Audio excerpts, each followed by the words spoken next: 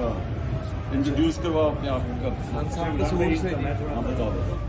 ये 5 बंदों की फैमिली थी और एक दूसरे को बताए बगैर अलग-अलग पॉइंट्स पे ये सारे बातें। ये उस दिन उस रात 4 बच्चे ना मेरे, और मैं उस दिन जो वीडियो वायरल हुई है वो मेरी, मुझे तो पता ही नहीं था। हाँ सर, ये तो अभी 3 दस्ते थे पुलिस के ना जो खड़े थे, उनसे मैं ये कह रही थी कि आप मतलब किस उससे, मतलब क्या हम पाकिस्तानी नहीं है या आप इंडियन हो या हम इंडियन हो? मुझे इस चीज का जवाब चाहिए, बताओ ना किस लिए आए हो?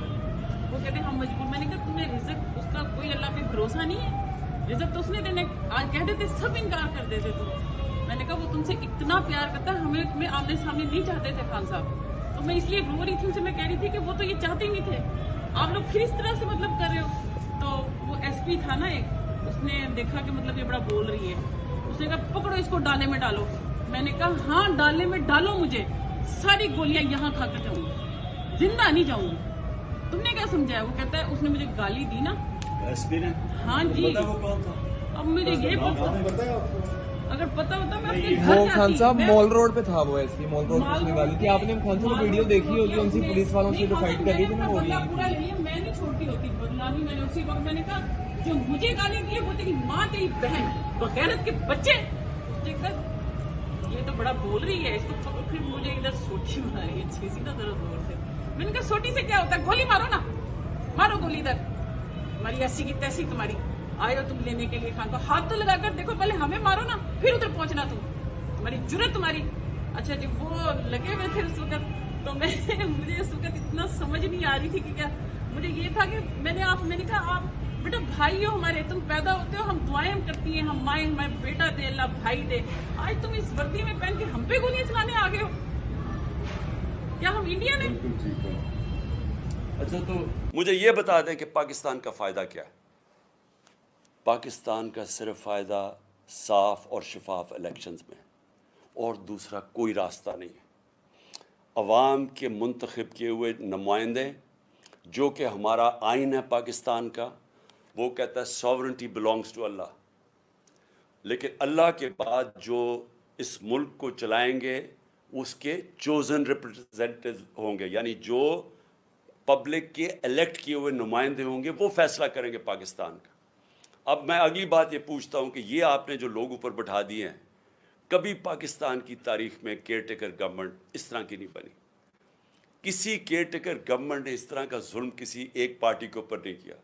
किसी केयर टेकर गवर्नमेंट ने इस तरह खुल के मुखालफिन की सपोर्ट नहीं की।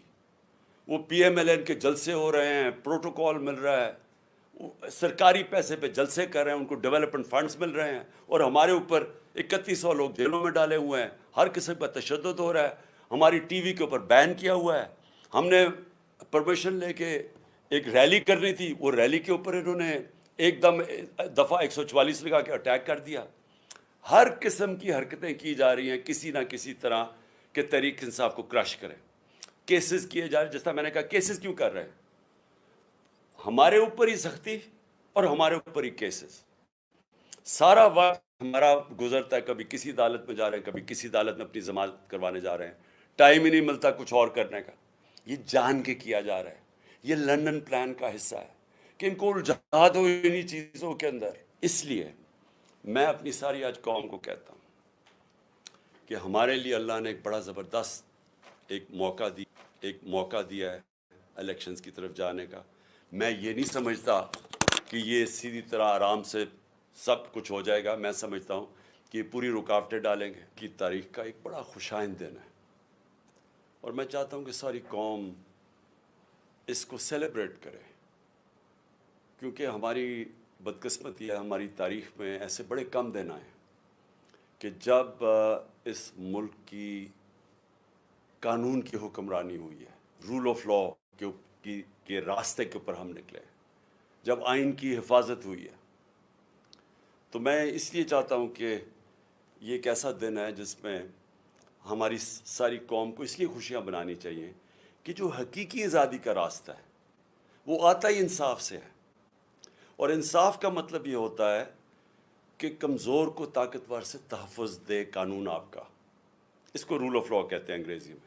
और अगर आपने मुल्कों के अंदर फ़र्क देखना है, मैं बार बार अपनी कौम को ये एक चीज़ समझाता रहा हूँ کہ میری ساری زندگی کا تجربہ یہ ہے کہ جو قومیں خوشحال ہیں وہاں انصاف ہے، جو قومیں غریب ہیں ادھر جنگل کا قانون ہے۔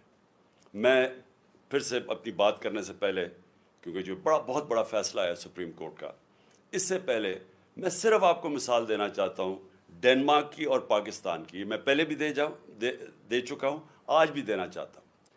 ڈنمارک دنیا کے اندر 140 ملکوں میں نمبر 1 ہے جس میں سب سے بہترین قانون کی حکمرانی ہے، رول آف لاء ہے۔ پاکستان 140 ملکوں میں سے 129 نمبر پہ ہے، ہم 129 پہ ہیں۔ اور ڈنمارک کی جو اوسط آمدنی ہے وہ $66,600 ہے، $66,600 ہے، اور پاکستان کی اوسط آمدنی ڈنمارک سے بہت زیادہ وسائل کے باوجود $1,600 ہے، جس کی وجہ سے آپ دیکھتے ہیں ہمارے لوگ کوشش کرتے ہیں ان ملکوں میں جانے کے لیے، اپنی جان کی بازی لگا دیتے ہیں کہ ان ملکوں میں پہنچیں، وہ خوشحال ہیں۔ خوشحالی آتی ہے قانون کے ساتھ، انصاف کے ساتھ، رول آف لاء کے ساتھ۔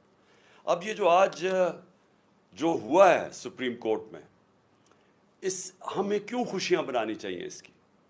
کیونکہ آئین کیا کہتا تھا؟ ملک کا قانون آئین کے اوپر بیسڈ ہے۔ آئین تھا 1973 کا، 73 کا، جس میں ساری پارٹیز نے متفق فیصلہ کیا تھا ایک ڈاکیومنٹ کے اوپر جو پاکستان کا آئین ہے۔ آئین کہتا ہے کہ 90 دن کے اندر الیکشن ہوں گے جب آپ اپنی اسمبلیز ڈیزالو کریں گے۔ یہ آئین واضح ہے اس چیز پہ۔ ہم نے اپنی گورنمنٹ، 2 صوبائی گورنمنٹس پنجاب اور پختونخوا کی ہم نے ڈیزالو کر دی۔ ہم نے وکیلوں سے پوچھا، سارے ٹاپ وکیلوں نے کہا کہ کوئی گنجائش نہیں ہے 90 دن کے آگے۔ ہم نے اپنی اسمبلیز ڈیزالو کر دی۔ مجھے تب بھی کئی لوگوں نے کہا کہ دیکھیں جی یہاں اس وقت پاکستان کے حالات ایسے ہیں کہ انہوں نے آپ کی الیکشن نہیں کروانی۔ تو میں بار بار پوچھوں کہ کس قانون کے تحت انہوں نے الیکشن ڈیلے کرنی ہے؟ انہوں نے کہا جی پاکستان میں سب کچھ ہو سکتا ہے۔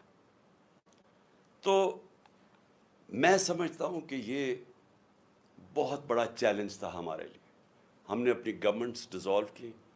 میرے کئی لوگ خوش نہیں تھے، میرے پارلیمنٹیرینز خوش نہیں تھے، میرے سینئر لوگ پارٹی میں جو ہمارے کئی سینئرز تھے انہوں نے کہا کہ یہ آپ نے کیا کیا، انہوں نے الیکشنز کروانے نہیں ہیں، اور انہوں نے ہمارے بدترین مخالفین کو کیئر ٹیکر کے گورنمنٹ کے اوپر بٹھا دیا۔ یہ جو پنجاب کا سی ایم ہے، اس کی چینل دیکھ لیں، یہ سارا وقت ہمارے خلاف رہا ہے اور دشمنی تک اترا ہوا ہے، پروپیگنڈا کرتا رہا ہے۔ اس کو انہوں نے اٹھا کے تو اس نے اوپر بٹھا دیا، اور اس کے ساتھ وہ پولیس والے جنہوں نے پچھلے سال 25 میں ہمارے